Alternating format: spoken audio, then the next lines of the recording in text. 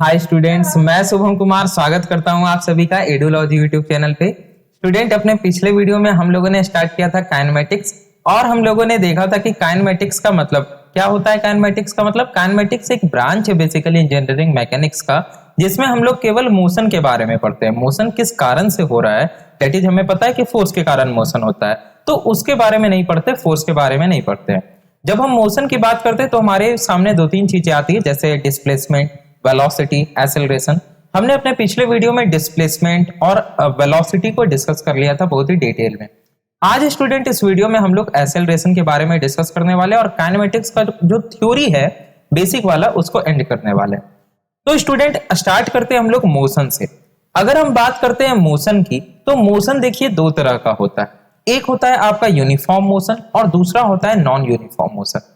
हम कब बोलेंगे कि कोई बॉडी यूनिफॉर्म मोशन में है और कब बोलेंगे कि कोई बॉडी नॉन यूनिफॉर्म मोशन में? तो देखिए, वेलोसिटी हम लोगों ने पढ़ लिया है। वेलोसिटी क्या होता है? वेलोसिटी स्टूडेंट, अगर हम स्पीड में डायरेक्शन लगाते, जैसे अगर हम स्पीड की बात करें, पिछले वीडियो में मैंने बताया स्पीड क्या होता है। स्पीड होता है डिस्टेंस पर यूनिट टाइम, कि आपने एक सेकेंड में या एक आवर अगर हम बोले तो उसमें आपने कितना डिस्टेंस ट्रेवल किया। और अगर हम वेलोसिटी की बात करें तो ये होता है डिस्प्लेसमेंट पर यूनिट टाइम, यानी कि आपने एक सेकेंड या लेट से एक घंटे में कितना डिस्प्लेसमेंट किया, इसको हम वेलोसिटी बोलते हैं। ठीक, तो वेलोसिटी स्पीड के साथ में डायरेक्शन भी बताता है, क्योंकि वेलोसिटी एक वेक्टर क्वांटिटी है। नाउ आते हैं मोशन पे, यूनिफॉर्म मोशन और नॉन यूनिफॉर्म मोशन। हम कब बोलेंगे कि कोई बॉडी यूनिफॉर्म मोशन में है? हम तब बोलेंगे जब वेलोसिटी हमारा कांस्टेंट हो। क्या हो? वेलोसिटी हमारा कांस्टेंट। ठीक है, तो हम बोलेंगे कि हमारा बॉडी यूनिफॉर्म मोशन में है जब जो हमारा वेलोसिटी है ये हो हमारा कांस्टेंट। अब देखिए, मैं दो तीन एग्जांपल लेता हूं। जैसे मान लिया जाए हम यहां से मैंने जो पिछला एग्जांपल लिया था, लेट से ये है स्टूडेंट पटना जंक्शन और ये है आपका फुलवारी शरीफ जंक्शन। ठीक, यहां से यहां तक मैं गया। अगर आप किसी भी टाइम इंटरवल पे मेरा वेलोसिटी निकालें, कांस्टेंट वेलोसिटी का मतलब क्या है? अच्छा, किसी भी चीज कांस्टेंट का मतलब आप लोग समझते हैं ना, कांस्टेंट का अर्थ होता है समान, एक समान। ठीक है, तो किसी भी टाइम इंटरवल पे, अगर मान लिया जाए इस टाइम इंटरवल पे, इस टाइम इंटरवल पे, या किसी भी टाइम इंटरवल पे स्टूडेंट अगर आप मेरी वेलोसिटी निकाले तो वो सेम निकल के आनी चाहिए। लेट से हम पॉइंट्स के नेम दे देते हैं। ये हो गया हमारा ए पॉइंट, ये हो गया बी पॉइंट, ये हो गया सी पॉइंट, है ना। जैसे मान लिया जाए ये सचिवालय हॉल्ट हो गया, ये कुछ हो गया, ऐसे ऐसा करके मान लेते हैं स्टूडेंट कि यहां से यहां तक की जो दूरी है ये 2 मीटर है, यहां से यहां तक 4 मीटर है, ये 10 मीटर है, ठीक है, ये 6 मीटर है, कुछ इस प्रकार से।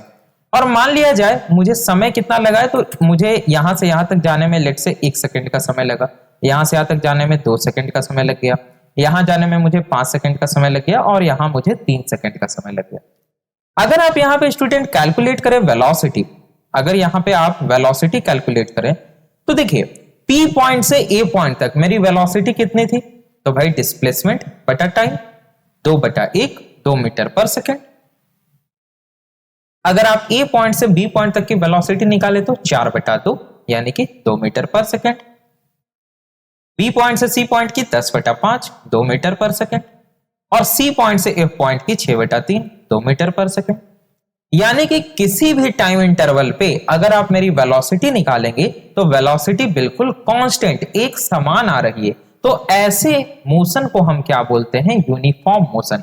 हम क्या बोलेंगे कि मैं यूनिफॉर्म मोशन में गया, यूनिफॉर्म मोशन। आई बात समझ में?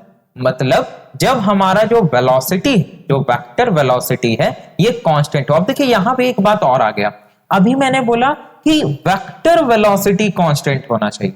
एक और एग्जांपल लेते हैं, मान लिया जाए एक दिन मेरा मन नहीं लग रहा था, ठीक है, मन नहीं लग रहा था तो हम अपना रूम से निकले और रूम से निकल के लेट से नाला पे चले गए, ठीक है।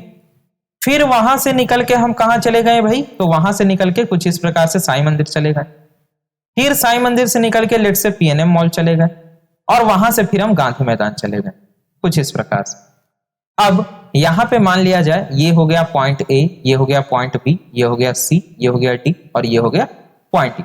ठीक है, मान लेते हैं यहां से यहां तक की जो दूरी है वो है आपका 10 मीटर, ये है आपका लेट से 30 मीटर, ठीक है, ये है आपका 40 मीटर और ये है आपका 50 मीटर, कुछ इस प्रकार से। हम अपने रूम से नाला तक गए, यहां तक हमको जाने में लेट से 5 सेकंड का समय लगा। ठीक है, यहां से यहां तक गए लेट से 6 सेकंड का समय लगा, यहां से यहां तक गए लेट से 10 सेकंड का समय लग गया और उसके बाद यहां से यहां तक गए तो 5 सेकंड का समय लगा। अब आप स्टूडेंट यहां पे वेलोसिटी कैलकुलेट कीजिए। आप लोग चूंकि फोन पे देख रहे हैं तो आपके लिए मैं क्या करता हूं, इसको थोड़ा बड़ा कर देता हूं। ठीक है, अब ये क्या हुआ, आपके लिए बिल्कुल सही हो गया। तो देखिए यहां पे अगर आप ध्यान से देखिए स्टूडेंट, तो जब हम अपना रूम से नाला पे जा रहे थे उस समय कितना डिस्प्लेसमेंट हुआ, तो 10 मीटर, समय कितना लगा, तो 5 सेकंड, 10/5 मतलब 2। तो यहां से यहां तक की मेरे वेलोसिटी कितनी हो गई भाई, 2 मीटर पर सेकंड। अच्छा, नाला से निकल के साईं मंदिर तक गए, कितना, 30 मीटर, समय कितना लगा, 6 सेकंड, 30/6 कितना हो गया, 6×5 यानी कि 5 मीटर पर सेकंड। या एक काम करते हैं, इसको ना बिल्कुल सही लेते हैं, एकदम एग्जैक्ट ले लेते हैं। ठीक है, एकदम एग्जैक्ट ले लेते हैं कुछ इस प्रकार का। देखिए लेट से ये 10 मीटर था और ये था मेरा लेट से 20 मीटर, ये हो गया मेरा 30 मीटर और ये हो गया मेरा 40 मीटर। ठीक, और मुझे यहां से यहां तक जाने में लगा 5 सेकंड, यहां से यहां तक मुझे लगा 10 सेकंड, ये मुझे लगा 15 सेकंड और यहां मुझे लगा 20 सेकंड। अच्छा, अब वेलोसिटी कैलकुलेट कीजिए। यहां पे मुझे कितना मेरा वेलोसिटी कितना था, ए पॉइंट से बी पॉइंट तक 2 मीटर पर सेकंड, बी पॉइंट से सी पॉइंट तक 20/10 यानी कि 2 मीटर पर सेकंड, सी पॉइंट से डी पॉइंट तक मेरी वेलोसिटी 30/15 2 मीटर पर सेकंड, और डी पॉइंट से ई पॉइंट तक 40/20 अगेन 2 मीटर पर सेकंड। नाउ आप मुझे ये बताइए कि मैं यूनिफॉर्म मोशन में गया या नहीं गया। आपको ये बताना है कि ये जो मोशन है मेरा, मैं अपने रूम से निकला नाला पर, साईं मंदिर, पीएनएम मॉल और उसके बाद गांधी मैदान, ये स्टूडेंट यूनिफॉर्म मोशन में मैं गया या नहीं गया। मैंने बोला यूनिफॉर्म मोशन हम कब बोलेंगे, जब वेक्टर वेलोसिटी हमारा कांस्टेंट रहेगा। ध्यान से देना है, वेक्टर वेलोसिटी कांस्टेंट रहेगा। अच्छा, यहां पे अगर आप ध्यान से देखें तो वेलोसिटी तो कांस्टेंट आ रहा है, तो आप इसको यूनिफॉर्म मोशन बोलिएगा। नहीं, ये यूनिफॉर्म मोशन नहीं है। क्यों यूनिफॉर्म मोशन नहीं है, क्योंकि यहां पे हमारा वेक्टर वेलोसिटी कांस्टेंट होना चाहिए। मैं वेक्टर वेलोसिटी बार बार बोल रहा हूं। वेक्टर का अर्थ क्या होता है, हम लोग पढ़ चुके हैं यूनिट नंबर 2 में, अपने पिछले यूनिट में, कि वेक्टर के पास मैग्नीट्यूड तो होता है, साथ में डायरेक्शन भी होता है। तो जब मैं बोल रहा हूं कि वेक्टर भी कांस्टेंट होना चाहिए, इसका अर्थ है कि वेक्टर का जो मैग्नीट्यूड है, वेक्टर का जो मैग्नीट्यूड है एज वेल एज जो वेक्टर का डायरेक्शन है, वो दोनों कांस्टेंट होना चाहिए। अगर डायरेक्शन चेंज हुआ मतलब फोर्स लगा, बिना फोर्स लगाए आप डायरेक्शन को चेंज नहीं कर सकते हैं। अभी थोड़ा सा आपको लगेगा ऐसा, हालांकि आपने 9th क्लास में पढ़ रखा है न्यूटन्स लॉ ऑफ मोशन, और अपने नेक्स्ट यूनिट में, यूनिट नंबर 4 में हमें न्यूटन्स लॉ ऑफ मोशन ही पढ़ना है। न्यूटन साहब का पहला नियम क्या कहता है कि अगर कोई ऑब्जेक्ट यूनिफॉर्म मोशन में है, या सीधा बात करते हैं, न्यूटन का पहला नियम क्या कहता है कि अगर आपको किसी ऑब्जेक्ट के स्टेट को चेंज करना है तो आपको फोर्स लगाना पड़ेगा। तो यहां पे स्टूडेंट ए से बी पॉइंट तक तो सही है, उसके बाद क्या हो रहा है, डायरेक्शन चेंज हो रहा है। तो जब डायरेक्शन चेंज हुआ इसका मतलब फोर्स लगा, वेलोसिटी मेरा चेंज हुआ। देखिए बात समझिए। अच्छा, मान लीजिए कि कोई गाड़ी है, ठीक है, कोई कार है, ये मान लिया जाए कोई कार है, ठीक है, कोई कार है, ये वेलोसिटी 10 मीटर पर सेकंड के वेलोसिटी से चल रही है, आगे की ओर चल रही है। अब स्टूडेंट क्या हुआ कि ये कुछ इस प्रकार से पीछे मुड़ गई, ठीक है, या मान लिया जाए ये इस प्रकार से आगे चले गई। तो इस पॉइंट पे स्टूडेंट क्या हुआ होगा, वेलोसिटी चेंज हुआ होगा। ठीक है, वेलोसिटी चेंज हुआ होगा। एक दूसरा एग्जांपल लेते हैं, जैसे मान लिया जाए यहीं पर ये कार इस प्रकार से चल रही थी और अगेन ये क्या हुआ कि इस पॉइंट से इस पॉइंट तक वापस आ गई। तो यहां पे भी 10 मीटर पर सेकंड था, लेकिन जब ये मुड़ी तो मुड़ते समय यहां पे क्या होगा, वेलोसिटी कहीं ना कहीं इंस्टेंटेनियस वेलोसिटी अगर आप निकालिएगा एट दिस पॉइंट, तो यहां पे वेलोसिटी आपका चेंज होगा। कहने का अर्थ ये, इसको हटा देते हैं, कहने का अर्थ ये, आपको सीधा क्या याद रखना है कि अगर डायरेक्शन चेंज हुआ तो वेलोसिटी वहां पे चेंज हो जाएगा, क्योंकि वेलोसिटी के पास होता है भाई मैग्नीट्यूड साथ में डायरेक्शन।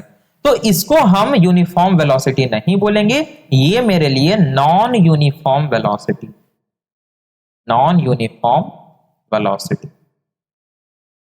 आगे बात समझ में? यूनिफॉर्म वेलोसिटी मतलब क्या? वेलोसिटी का मैग्नीट्यूड साथ में डायरेक्शन वो भी सेम होना चाहिए। तो हम कब बोलेंगे कोई बॉडी यूनिफॉर्म मोशन में है? यहां से क्या कोई डेफिनेशन निकाल सकते हैं यूनिफॉर्म मोशन का? लिखना नहीं है, जस्ट हम मुंह से बोलेंगे यूनिफॉर्म मोशन का क्या डेफिनेशन हो सकता है।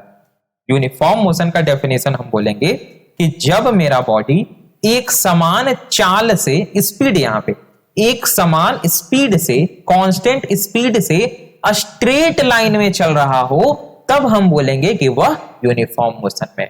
फिर से मेरी बात सुनिए, यूनिफॉर्म मोशन का मतलब क्या हुआ? यूनिफॉर्म मोशन का मतलब हुआ कि जब कोई बॉडी कांस्टेंट स्पीड के साथ में किसी स्ट्रेट लाइन में मूव कर रहा हो, तब हम बोलेंगे कि वह यूनिफॉर्म मोशन है, अदरवाइज वो नॉन यूनिफॉर्म मोशन। चलिए, तो यूनिफॉर्म मोशन और नॉन यूनिफॉर्म मोशन ये समझ में आ गया। नॉन यूनिफॉर्म मोशन का अर्थ क्या हुआ कि जो वेक्टर वेलोसिटी है ये कांस्टेंट नहीं होगा, यानी या तो मैग्नीट्यूड गड़बड़ाया वेलोसिटी का, या तो डायरेक्शन गड़बड़ाया, जैसा कि इस केस में हुआ, तो वो नॉन यूनिफॉर्म वेलोसिटी हो जाएगा।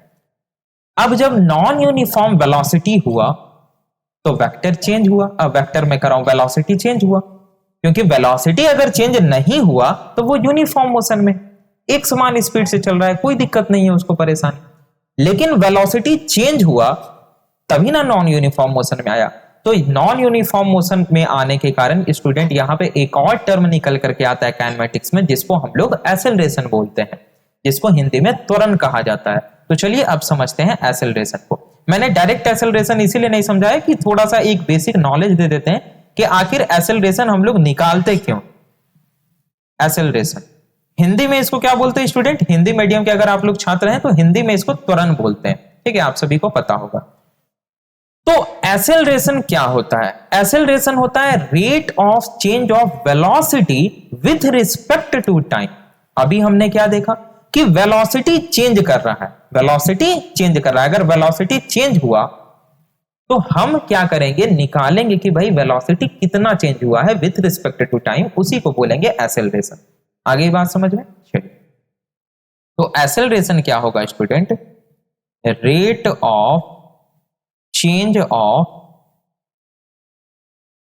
Velocity with respect to time. Time के रिस्पेक्ट में जो वेलोसिटी का चेंज हो रहा है उसको हम एक्सेलरेशन बोलेंगे। तो यहां से हम लिख सकते हैं क्या कि एक्सेलरेशन इक्वल्स क्या भाई? तो चेंज ऑफ वेलोसिटी, वेलोसिटी का चेंज मतलब del V with respect to time, that is del T. और जब हम ये निकाल रहे हैं कि डेल वी का मतलब कि एक टाइम पीरियड पे हम निकाल रहे हैं, तो ये हो जाएगा आपका एक्सेलरेशन एवरेज, और ये हो गया हमारा फॉर्मूला। इसमें कोई शक वाली बात, कोई कंफ्यूजन नहीं भाई। इसी को बचपन में हम लोग पढ़े थे इस प्रकार से, आप 9th क्लास में पढ़े होंगे, बस उसमें ये वेक्टर नहीं दिया हुआ था, यही ना? आप बचपन में कुछ इस प्रकार से पढ़े हैं, एक्सेलरेशन बराबर डेल वी का मतलब क्या हुआ? डेल वी का मतलब हुआ वेलोसिटी का चेंज, मतलब final velocity minus initial velocity, मतलब final velocity minus initial velocity, है ना, बटा में डेल टी का मतलब final time minus initial time, t2 minus t1। बचपन में पढ़े, 9th क्लास में पढ़े, वही तो यहां पे हम बोल रहे हैं कि एक्सेलरेशन क्या है? Rate of change of velocity with respect to time. Velocity change कर रहा है टाइम के रिस्पेक्ट में जितना, उसको हम बोलेंगे एक्सेलरेशन। आगे ये बात समझ में? यहां से कोई कंफ्यूजन नहीं। चलिए, तो एक्सेलरेशन आपका क्या है भाई? वेक्टर क्वांटिटी है, ये तो आप बताने की ये सब जरूरत है नहीं, आपको पता है वेलोसिटी वेक्टर है, तो एक्सेलरेशन भी ऑब्वियसली वेक्टर क्वांटिटी ही होगा। चलिए, अब देखिए यहां पे स्टूडेंट आप अगर ध्यान दें तो एक्सेलरेशन बराबर हो रहा है डेल वी बटा डेल टी। तो मैंने अभी आपको क्या समझाया कि ये आपका डेल वी जो है, यानी कि जो आपका rate of change of velocity है, अगर ये इक्वल टू 0 हो अगर ये इक्वल टू 0 हो, इसका मतलब क्या हुआ? इसका मतलब हुआ कि जो वेलोसिटी है आपका, इसका मतलब हुआ कि जो आपका वेलोसिटी है ये हो गया कांस्टेंट, और इसका मतलब हो गया क्या? इसका मतलब हो गया यूनिफॉर्म मोशन, यूनिफॉर्म मोशन। आगे बात समझ में? तो अगर डेल भी 0 है, यहां पे ध्यान से देखिए, अगर हम डेल भी को 0 कर दे, या एक काम करते हैं और अच्छे से समझते हैं। देखिए मैं कोशिश कर रहा हूं ना कि आप लोगों का जो बेसिक है स्टूडेंट, वो पूरी तरीके से क्लियर हो जाए इस 2 वीडियो में। पिछला वीडियो जो था और ये वाला वीडियो था, और अगला वीडियो से हम लोग क्वेश्चन करने वाले हैं। ये सब काम नहीं, अगला वीडियो से सीधा क्वेश्चन स्टार्ट होगा। हाँ तो चलिए, यहां पे ये तो समझ गए, एक्सेलरेशन बराबर डेल भी बटा डेल टी। अब देखिए, अगर ये जो डेल भी है, डेल भी क्या है भाई? अच्छा ये सब लिखना नहीं पड़ेगा ना। ए का मतलब है एक्सेलरेशन एवरेज, डेल भी का मतलब change in velocity, del T का मतलब चेंज इन टाइम। समझ रहे हैं आप? चलिए, तो अगर ये जो डेल भी है हमारा स्टूडेंट, ये हो जाए 0, ये हो जाए 0। अब इसके 0 होने का मतलब क्या हुआ? इसके 0 होने का मतलब कि हमारा जो वेलोसिटी है ये है कांस्टेंट। अच्छा, जब वेलोसिटी कांस्टेंट है, यानी वेलोसिटी चेंज ही नहीं कर रहा है, तो एक्सेलरेशन होगा ही नहीं। एक्सेलरेशन का मतलब क्या होता है? अगर वेलोसिटी चेंज हुआ, जैसे हम 5 मीटर का रफ्तार से चल रहे थे, अब 10 मीटर का रफ्तार से चलने लगे, वेलोसिटी चेंज हो गया। हम 10 मीटर का रफ्तार से चल रहे थे, ब्रेक आ गया, हम 2 मीटर का रफ्तार से चलने लगे, वेलोसिटी चेंज हुआ। मतलब वेलोसिटी चेंज हो रहा है तभी एक्सेलरेशन हो रहा है। अगर चेंज इन वेलोसिटी हमारा 0 हो जाएगा तो एक्सेलरेशन होगा ही नहीं, तो हमारा एक्सेलरेशन भी हो जाएगा 0। इस केस में हमारा एक्सेलरेशन भी हो जाएगा 0। अगर आप सिंपल फॉर्मूला पे रख के देखें, यहां पे 0 रख दीजिए, 0 बटा डेल टी क्या होगा? 0। तो अगर हमारा डेल भी हुआ 0, यानी कि चेंज इन वेलोसिटी 0, इसका मतलब कोई भी एक्सेलरेशन नहीं हो रहा है। अच्छा, एक फॉर्मूला आप लोग पढ़े हैं स्टूडेंट, आप लोगों को पता होगा, एक फॉर्मूला होता है F इक्वल्स ma। आपने 9th क्लास में पढ़ा होगा, हालांकि ये सही फॉर्मूला नहीं है, इसमें थोड़ा सा हम करेक्शन करके लिख दे रहे हैं। देखिए, जो सही फॉर्मूला है वो क्या है? वो है आपका F नेट। जो नेट फोर्स होता है वो होता है मास टाइम्स एक्सेलरेशन। ठीक है, जो नेट फोर्स होता है वो होता है स्टूडेंट मास टाइम एक्सेलरेशन। ये हम लोग पढ़ चुके हैं। नेट फोर्स क्या होता है भाई? तो मास टाइम एक्सेलरेशन होता है। अच्छा, तो जब एक्सेलरेशन हो गया 0, तो यहां पे रख दीजिए, जब एक्सेलरेशन हो गया 0, इसका मतलब फोर्स हो जाएगा 0, लगने वाला फोर्स 0। एफ नेट हमारा हो गया 0। नहीं होगा भाई, एफ नेट इक्वल्स क्या होता है? लगने वाला, किसी भी बॉडी पे लगने वाला नेट फोर्स बराबर होता है मास इंटू एक्सेलरेशन। अब एक्सेलरेशन आपका हो गया 0, मास तो कभी 0 नहीं हो सकता है। हालांकि ये सब मैंने Newton's first law of motion में आपको पढ़ाना है और मैं पढ़ाऊंगा भी। तो देखिए, मास किसी भी पार्टिकल का 0 नहीं हो सकता है। अगर छोटा से छोटा पार्टिकल भी दुनिया में मौजूद है तो उसका कुछ ना कुछ मास होगा, चाहे वो 0.0000 ग्राम में हो, लेकिन मास होगा। चलिए, तो मास 0 नहीं हो सकता है, एक्सेलरेशन 0 हुआ, मतलब एफ नेट, लगने वाला नेट फोर्स हो गया 0। अब न्यूटन साहब पहला नियम में क्या कहते हैं कि अगर लगने वाला नेट फोर्स 0 है, यानी किसी बॉडी पे अगर कोई भी फोर्स नहीं लग रहा है या बैलेंस्ड फोर्स लग रहा है, लगने वाला जो नेट फोर्स है वो 0 निकल करके आ जा रहा है, इसका दो मतलब है। इसका मतलब है कि या तो बॉडी मेरा रेस्ट पे है या मेरा बॉडी यूनिफॉर्म मोशन में है, यूनिफॉर्म मोशन में है। यही तो मैं आपको उस समय से समझाने की कोशिश कर रहा था। आई होप आपको समझ में आ गया होगा। ठीक है, क्या मैंने बोला फिर से मैं समझाता हूं। मैंने बोला एक्सेलरेशन बराबर होता है rate of change of velocity, मतलब यहां पे इसीलिए मैंने बच्चा वाला फॉर्मूला भी लिख दिया, v माइनस यू बेटा t2 माइनस t1। चलिए, तो अगर मेरा v माइनस यू बराबर 0, देखिए और अच्छे से समझा देते हैं भाई, v माइनस यू बराबर 0 मतलब v बराबर u, मतलब वेलोसिटी चेंज ही नहीं हुआ, जो फाइनल वेलोसिटी वही इनिशियल वेलोसिटी। सही बात। तो जब मेरा वेलोसिटी चेंज ही नहीं हुआ तो एक्सेलरेशन कहां से आएगा? और जब एक्सेलरेशन 0 मतलब लगने वाला नेट फोर्स 0, और नेट फोर्स 0 है मतलब या तो मेरा बॉडी रेस्ट में है, क्योंकि अगर कोई बॉडी है, बॉडी रेस्ट में है, इस पे कोई भी नेट फोर्स नहीं लग रहा है तो बॉडी रेस्ट में रहेगा। बॉडी एक समान चाल से सीधी रेखा में चल रहा है, कोई भी नेट फोर्स नहीं लग रहा है तो सीधी रेखा में चलते रहेगा। जब तक आप फोर्स नहीं लगाइएगा तब तक क्या होगा, इसका वेलोसिटी चेंज नहीं होगा, सीधी सी बात।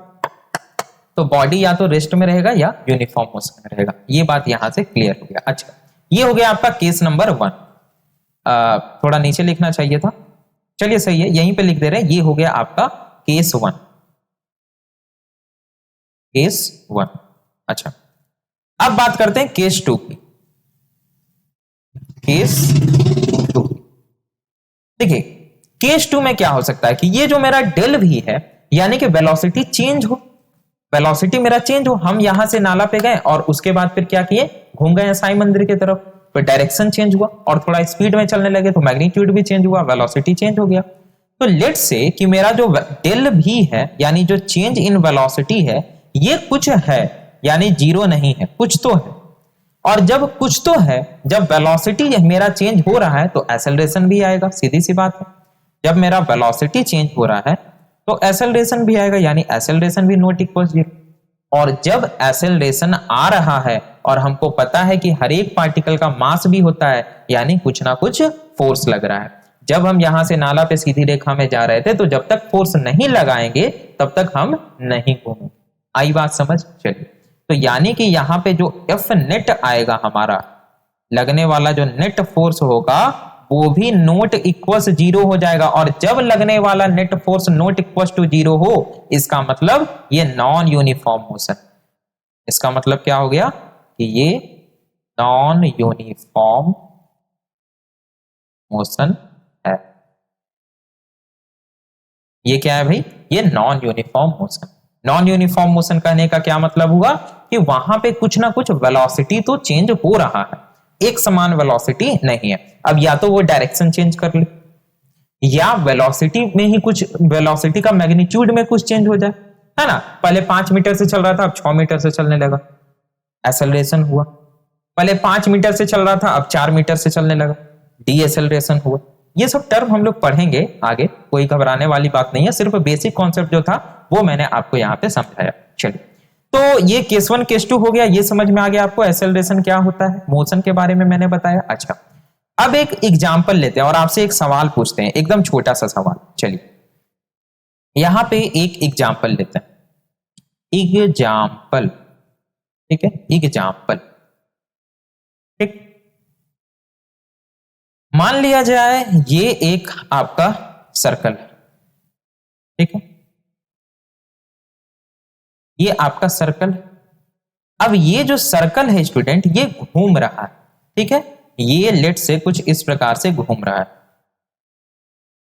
इस डायरेक्शन में ये क्या कर रहा है, मोशन कर रहा है, घूम रहा है। अब आपको ये बताना है कि जब ये घूम रहा है और यहां पे अगर हम इसका चाल निकालें ना, स्पीड निकालें, स्पीड यहां पे दिया हुआ है, ठीक है। क्या बोला जा रहा है कि अगर आप इसका इस पॉइंट पे, इस पॉइंट से लेकर के इस पॉइंट तक अगर आप इसका स्पीड देखें तो ये भी है स्टूडेंट 50 मीटर पर सेकेंड। और इस पॉइंट से इस पॉइंट तक का अगर आप स्पीड निकालें तो ये भी है 50 मीटर पर सेकेंड। अगर इस पॉइंट से इस पॉइंट तक का स्पीड निकालें तो ये भी है 50 मीटर पर सेकेंड। यानी कि कहने का अर्थ ये कि एकदम एक समान चाल से ये जो गोला है ना, ये बिल्कुल घूम रहा है, ऐसे ऐसे एक समान चाल से घूम रहा है। आपको ये बताना है कि क्या यहां पे वेलोसिटी चेंज कर रहा है या नहीं कर रहा है, मतलब यहां पे एक्सेलरेशन होगा कि नहीं होगा। वीडियो को पॉज कीजिए, थोड़ा सा दिमाग लगाइए और सोचिए। आई होप आपने सोच लिया होगा। और कई सारे तो ऐसे स्टूडेंट्स होंगे जो कि अगर 12th पढ़ के आए होंगे, वो तो देखते के साथ बता देंगे कि सर ये क्या बोल रहे हैं, ये तो काफी आसान। क्या हो रहा है यहां पे, चूंकि यहां पे एक समान चाल से ये चल रहा है तो एक्सेलरेशन हो रहा। कैसे हो रहा है देखें, यहां पे अगर आप ध्यान से देखें तो देखिए, आप बोलिएगा कि यहां पे क्या है भाई, तो ये इस दिशा में चल रहा है, इस दिशा में कितना से चल रहा है भाई, तो इस दिशा में 50 मीटर पर सेकेंड से चल रहा है। लेकिन अगर आप इस पॉइंट पे ध्यान से देखें स्टूडेंट, तो इस पॉइंट पे फिर क्या होगा, क्या ये इसी दिशा में चलेगा, क्या ये इसी दिशा में चलेगा या ये इस दिशा में चलेगा, या ये इस डायरेक्शन में चलेगा, ये बताइए। ये इस डायरेक्शन में चलेगा। अगर आप इस पॉइंट की बात करें तो इस पॉइंट पे ये स्टूडेंट इस डायरेक्शन में चलेगा 50 मीटर पर सेकेंड से। और अगर आप इस पॉइंट की बात करें तो इस पॉइंट पे ये इस डायरेक्शन में चलेगा 50 मीटर पर सेकेंड से। यानी यहां पे डायरेक्शन चेंज कर रहा है। और हमने आपको इसीलिए पहले ही बता दिया कि अगर डायरेक्शन चेंज हो रहा है मतलब फोर्स लग रहा है, और जब डायरेक्शन चेंज हो रहा है मतलब एक्सेलरेशन हो रहा है। सीधी सी बात है, वेलोसिटी चेंज कर रहा है। तो यहां पे जो आपका एक्सेलरेशन है ये कुछ ना कुछ आएगा, नॉट इक्वल 0 होगा। यानी कि ऐसा नहीं होगा कि जो आपका एक्सेलरेशन है स्टूडेंट ये आपका 0 हो। यहाँ पे एक्सेलरेशन कुछ तो आएगा। अब जो भी आए हमें वो निकालना नहीं है, सिर्फ मैं आपको कॉन्सेप्ट समझा रहा था कि यहाँ पे एक्सेलरेशन नॉट इक्वल 0 आएगा, क्योंकि यहाँ पे जो वेलोसिटी है स्टूडेंट ये आपका कांस्टेंट नहीं, ये आपका कांस्टेंट नहीं है, वेलोसिटी चेंज कर रहा है, क्योंकि डायरेक्शन यहाँ पे चेंज कर रहा है। आगे बात समझ में? आई होप आप समझ गए होंगे स्टूडेंट। चलिए आगे बढ़ते हैं। अब देखिए यहाँ पे स्टूडेंट आज मैं आपको एक्सेलरेशन समझाने वाला था। एक्सेलरेशन मैंने समझाया, मेनली आपको समझाना था यूनिफॉर्म मोशन और नॉन यूनिफॉर्म मोशन, ये भी आप समझ गए। अब जो हम लोग यूज करने वाले एग्जाम्पल को बनाने के लिए और जो भी क्वेश्चन है, मेरा कहने का मतलब उसको सॉल्व करने के लिए, ठीक। तो क्वेश्चन को सॉल्व करने के लिए भाई ये तो कभी नहीं यूज होगा v माइनस यू बटा T2 माइनस T1, ये बचपन वाला फॉर्मूला नहीं ही यूज होने वाला है। बचपन वाला कौन सा फॉर्मूला यूज होने वाला है? तो हम लोग 3 फॉर्मूला पढ़े थे काइनेमेटिक्स। जब हम लोग 9th क्लास में फिजिक्स, पहली बार फिजिक्स का किताब छुए थे तो हम 3 फॉर्मूला पढ़े थे। कौन कौन पढ़े थे? एक पढ़े थे v square minus you square बराबर 2as, ये पढ़े थे। दूसरा क्या पढ़े थे स्टूडेंट? दूसरा पढ़े थे s बराबर ut plus half at square, ठीक। तीसरा क्या पढ़े थे? तीसरा पढ़े थे v बराबर u प्लस at। ये तीनों फॉर्मूला स्टूडेंट आपका यहां पे भी यूज होने वाला है। लेकिन अगर हम बात करें यूनिफॉर्म मोशन की, तो यूनिफॉर्म मोशन के लिए हमारे पास केवल एक ही इक्वेशन, एक ही फॉर्मूला होता है जिससे हम अननोन वैल्यू को गेट कर सकते हैं। वही नॉन यूनिफॉर्म मोशन में हमारे पास 3 फॉर्मूला होता है। चलिए तो यहां पे हेडिंग दे दीजिए थोड़ा सा, नॉन यूनिफॉर्म मोशन। चिंता मत कीजिए, कोई थ्योरी हम लोग नहीं पढ़ने वाले हैं, ठीक है। केवल न्यूमेरिकल प्रॉब्लम सॉल्व करना है और उसके लिए जो रिक्वायर्ड चीज है, जो आपको आवश्यक है, वो आपको पढ़ाया जा रहा है। तो नॉन यूनिफॉर्म मोशन की हम लोग बात कर लेते हैं, ठीक है। नॉन यूनिफॉर्म मोशन, तो देखिए नॉन यूनिफॉर्म मोशन में फॉर्मूला तो भाई वही रहेगा ना, फॉर्मूला तो हमारा वही रहेगा। एक्सेलरेशन बराबर क्या है? डेल v बटा डेल t, यही है ना, ठीक, यही फॉर्मूला। अच्छा, तो यहां से क्या हम ऐसा लिख सकते हैं, इस डेल टी को अगर हम इस तरफ क्रॉस मल्टीप्लीकेशन कर दें तो क्या यहां से हम ऐसा लिख सकते हैं डेल v बराबर a इंटू डेल टी? क्या ऐसा हम लिख सकते हैं? बिल्कुल लिख सकते हैं। अच्छा एक मिनट, ये तो स्टूडेंट आपका हो गया ए एवरेज, एक्सेलरेशन एवरेज। अगर हम एक्सेलरेशन इंस्टेंटेनियस निकालें, अगर हम, याद है पिछले वीडियो में हम लोगों ने पढ़ा था, पिछले वीडियो में हम लोगों ने पढ़ा था क्या? पिछले वीडियो में हम लोगों ने पढ़ा था डिस्प्लेसमेंट, जैसे डिस्प्लेसमेंट नहीं, मैंने आपको स्पीड पढ़ाया था। हाँ, स्पीड में मैंने आपको एक बताया था एवरेज स्पीड, एक इंस्टेंटेनियस स्पीड। अब देखिए अगर आपने पिछला वीडियो नहीं देखा, आपने अगर सीक्वेंस से वीडियोज नहीं देखा, तो फिर ये चीजें मिसिंग तो होगी, कॉन्सेप्ट आपका जाएगा। तो अगर हम यहां से एक्सेलरेशन इंस्टेंटेनियस निकालें, है ना, पार्टिकुलर टाइम पे क्या एक्सेलरेशन है भाई, इस पार्टिकुलर टाइम पे तुम्हारा एक्सेलरेशन क्या है, तो उसके लिए क्या हो जाएगा भाई, ये हो जाएगा हमारा डेल टी, मतलब जो डेल टी है वो लगभग 0 हो जाएगा, limit tends to 0, that is हम इसको डायरेक्टली लिख सकते हैं क्या, ये हो जाएगा हमारा dv बाय dt, ठीक है, ये हो गया हमारा dv बाय dt। अब यहां से हम क्या लिख सकते हैं भाई, हम यहां से लिख सकते हैं कि ये जो हमारा dv है, ये जो हमारा dv है, ये इक्वल से भाई किसके, a इंटू dt के, ये तो सही है। अब देखिए, अब यहां से हम क्या लिख सकते हैं भाई, तो हम यहां से बोल सकते हैं कि ये जो dv है भाई, ये क्या है, ये चेंज इन वेलोसिटी, कहां से कहां तक भाई, तो इनिशियल से फाइनल तक, यानी ये है हमारा dv, चेंज इन वेलोसिटी कहां से कहां तक, तो फाइनल इनिशियल वेलोसिटी किसको बोलते हैं, u को, और फाइनल वेलोसिटी v को, बराबर ये जो हमारा है a इंटू डी टी, ये क्या है भाई, तो टाइम हमारा चेंज हो रहा है, टाइम वेरी कर रहा है, कहां से कहां तक, तो इनिशियल से फाइनल तक। इनिशियल टाइम हमेशा याद रखना है, जब भी हम टाइम को स्टार्ट करते हैं तो जीरो से स्टार्ट करते हैं, तो जीरो से लेकर के टी तक।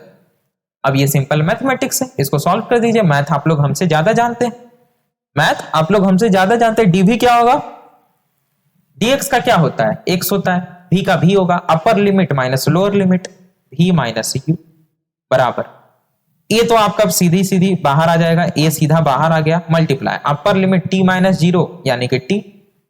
यहां से हम क्या लिख सकते हैं, यहां से हम लिख सकते हैं भी बराबर, ये माइनस यू इधर आ जाएगा, यू प्लस 8। ये स्टूडेंट आ गया आपका एक फॉर्मूला, ये क्या आ गया, एक formula, formula number 1।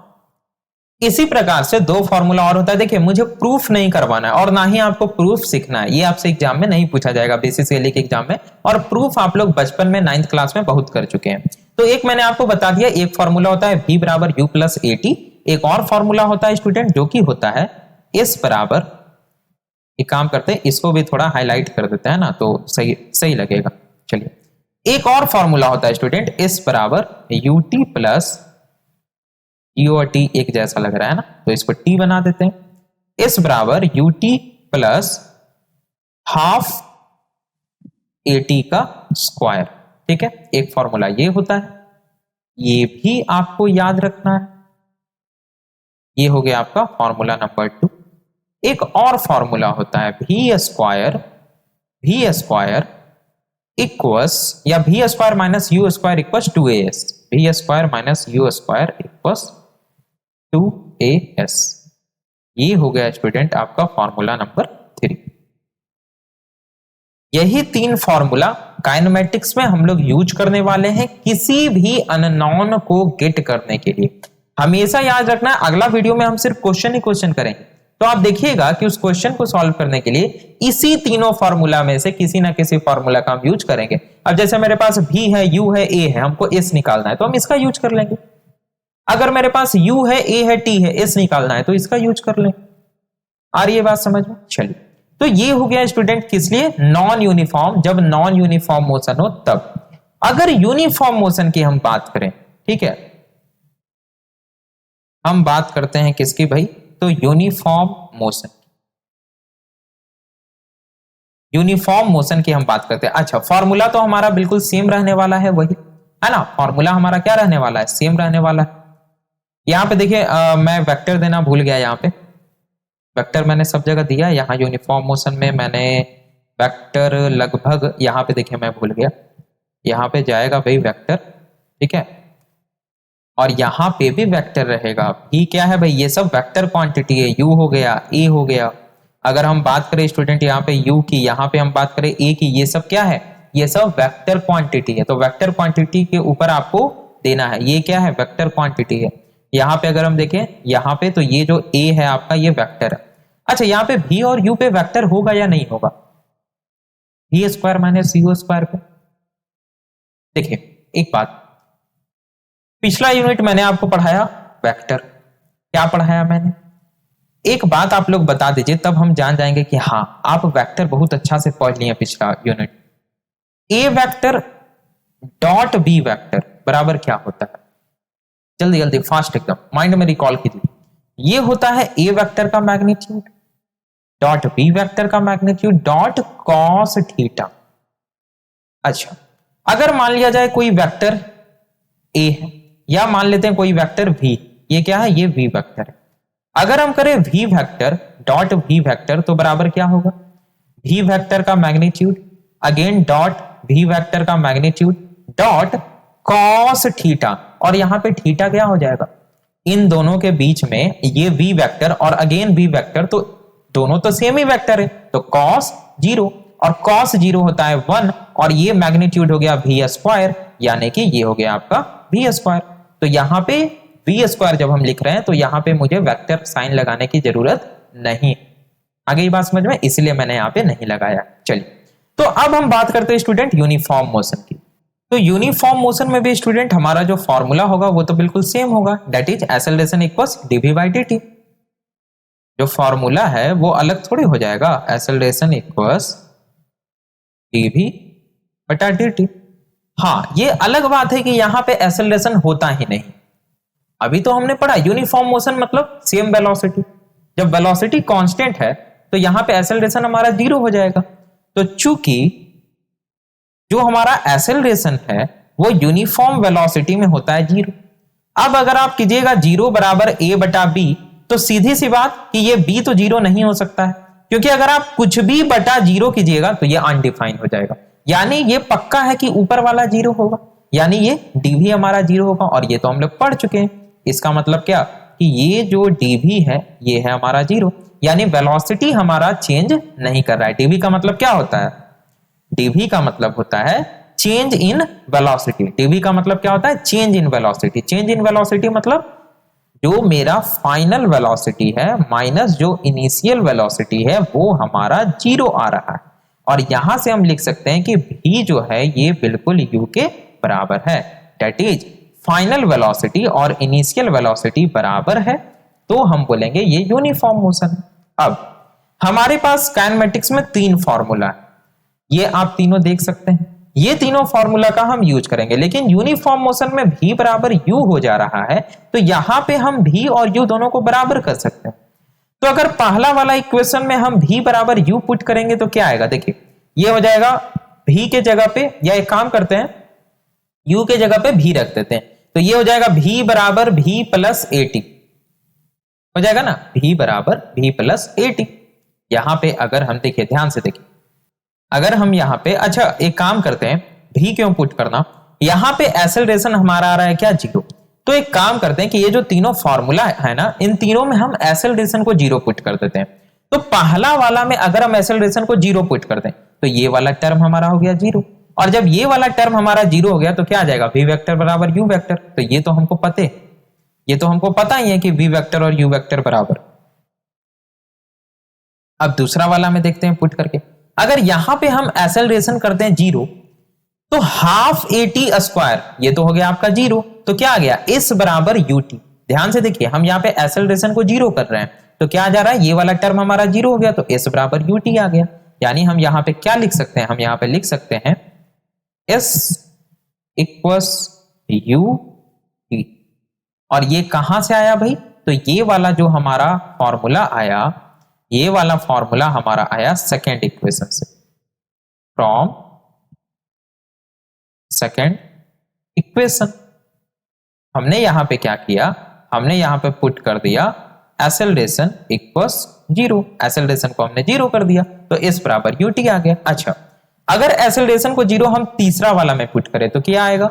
v square minus u square बराबर, ये वाला टर्म आपका 0 हो जाएगा। तो v square minus u square बराबर 0 मतलब v स्क्वायर बराबर u स्क्वायर मतलब v बराबर u। अब हमको ये तो पता ही है कि v वेक्टर बराबर u वेक्टर। तो हम ये देख रहे हैं कि अगर एक्सेलरेशन 0 है तो पहला वाला फॉर्मूला दूसरा वाला फॉर्मूला हमको कुछ नहीं दे रहा है, सीधा बोल रहा है कि v वेक्टर u वेक्टर बराबर है। जो सेकंड वाला फॉर्मूला है उससे हमको मिल रहा है s बराबर ut, और यही स्टूडेंट एकमात्र फॉर्मूला है जो कि हम यूज करेंगे कब? यूनिफॉर्म मोशन में। तो आप देखिएगा कि अगर सवाल में यूनिफॉर्म मोशन रहेगा तो हम इसको ही यूज करेंगे। ठीक है, आ गई बात समझ में? चलिए, तो स्टूडेंट ये मुझे आज आपको बताना था। इसके बाद अब काफी सारे क्वेश्चंस हैं, उन सारे क्वेश्चंस को हम लोग सॉल्व करेंगे अपने आने वाले नेक्स्ट वीडियो में। तो मेक श्योर आपने चैनल को सब्सक्राइब करके बेल आइकन क्लिक कर दिया, और आपको पता होना चाहिए कि हमारे एडुलॉजी यूट्यूब चैनल पे BCECE लेटरल एंट्री का complete course preparation free of cost कराया जा रहा है।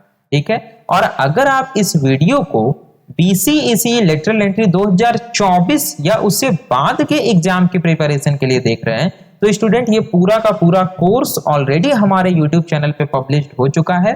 सारे प्लेलिस्ट के लिंक नीचे डिस्क्रिप्शन में दिए गए हैं, चाहे वो इंजीनियरिंग मैथमेटिक्स हो, इंजीनियरिंग मैथमेटिक्स का प्रीवियस ईयर क्वेश्चन हो, इंजीनियरिंग मैकेनिक्स का previous year question, technical English का प्रीवियस ईयर क्वेश्चन, RS खुरमी का भी सॉल्यूशन आपको इवन करवाया गया है। इन सारे प्लेलिस्ट के लिंक नीचे डिस्क्रिप्शन में मिल जाएंगे। अधिक जानकारी के लिए आप हमारे टेलीग्राम ग्रुप @BCCLE ग्रुप को ज्वाइन कर सकते हैं, जिसका लिंक नीचे डिस्क्रिप्शन में दिया गया है। मिलते हैं हम लोग अपने नेक्स्ट वीडियो में स्टूडेंट। Thanks for watching.